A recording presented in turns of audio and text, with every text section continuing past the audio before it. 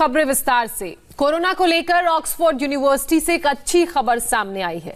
Oxford के वैज्ञानिकों ने कोरोना वैक्सीन के पहले स्टेज के ह्यूमन ट्रायल को सफलतापूर्वक पार कर लिया है और दूसरे स्टेज में पहुंच गए हैं। पहले फेज के ट्रायल के नतीजे भी जबरदस्त रहे हैं। जिन लोगों पर ट्रायल किया गया है उनकी इम्यूनिटी भी बेहतर हुई है। WHO ने भी ऑक्सफोर्ड यूनिवर्सिटी के साइंटिस्ट की तारीफ की है।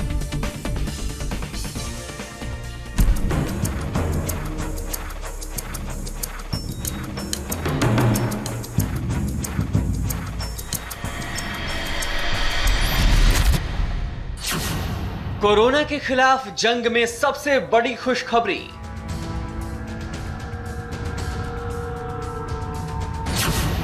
वैक्सीन बनाने के करीब ऑक्सफोर्ड के साइंटिस्ट।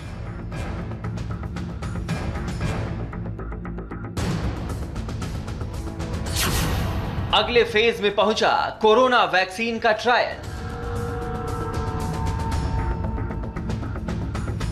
आज पूरी दुनिया पूरी शिद्दत से बस एक ही काम में जुटी है कि कैसे कोरोना की काट को ढूंढ निकाला जाए, कैसे कोरोना की वैक्सीन और दवा को खोज निकाली जाए। इस मुहिम में ऑक्सफोर्ड यूनिवर्सिटी के साइंटिस्टों ने एक नई आस जगाई है। इंसानों पर पहले सफल ट्रायल के नतीजे प्रकाशित किए हैं। कोरोना वायरस वैक्सीन की रेस में चल रही ऑक्सफोर्ड यूनिवर्सिटी के इंसानों पर किए पहले ट्रायल के नतीजे सोमवार को द लेंसेट पत्रिका में छापे गए। रिसर्च पेपर में बताया गया है कि वायरल वेक्टर से बनी कोरोना वायरस वैक्सीन दिए जाने पर वायरस के खिलाफ प्रतिरोधक क्षमता पाई गई। साथ ही इसे सुरक्षित भी बताया गया है। इसके बाद अब इसे अगले चरण के ट्रायल के लिए भी हरी झंडी दिखा दी गई है। We have found that in over 1,000 people, the safety profile. हमने कोरोना वैक्सीन के लिए पहले फेज की बड़ी कामयाबी हासिल की है। हमने देखा कि जिन लोगों पर ट्रायल किया गया उनकी इम्यूनिटी भी पहले से सुधर गई। अगर अगला फेज भी सफल रहा तो हमें वैक्सीन के बहुत सारे डोज की जरूरत पड़ेगी, जिससे कोरोना दुनिया में कमबैक नहीं कर पाए। You could put out the pandemic and it wouldn't come back. इस फेज में 5 जगहों पर 18 से 55 साल की उम्र के लोगों पर वैक्सीन का ट्रायल किया गया। कुल 56 दिन तक चले ट्रायल में 23 अप्रैल से 21 मई के बीच जिन लोगों को वैक्सीन दी गई थी उनमें सिर दर्द, बुखार, बदन दर्द जैसी शिकायतें पैरासीटामोल से ठीक हो गईं। ज्यादा गंभीर साइड इफेक्ट्स नहीं हुए।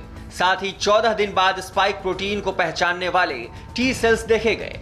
28 दिन पर इन प्रोटीन से लड़ने के लिए एंटीबॉडी भी देखी गई, जो दूसरी डोज दिए जाने पर बढ़ गई।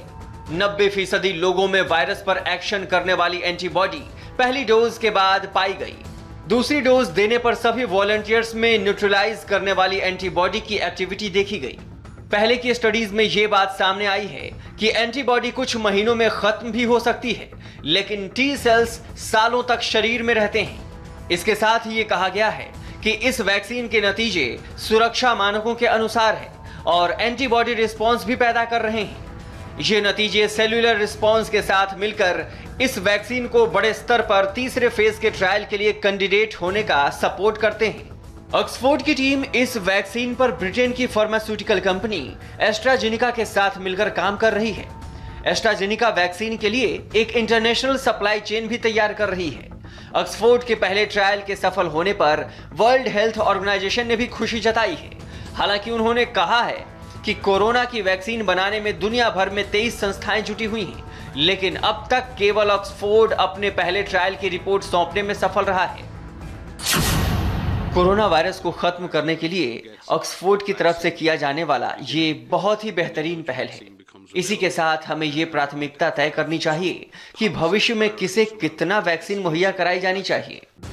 WHO ने जिन 23 कंपनियों का जिक्र किया उनमें 7 कंपनियां भारत में हैं जो कोरोना वैक्सीन बनाने के काम में जुटी हैं।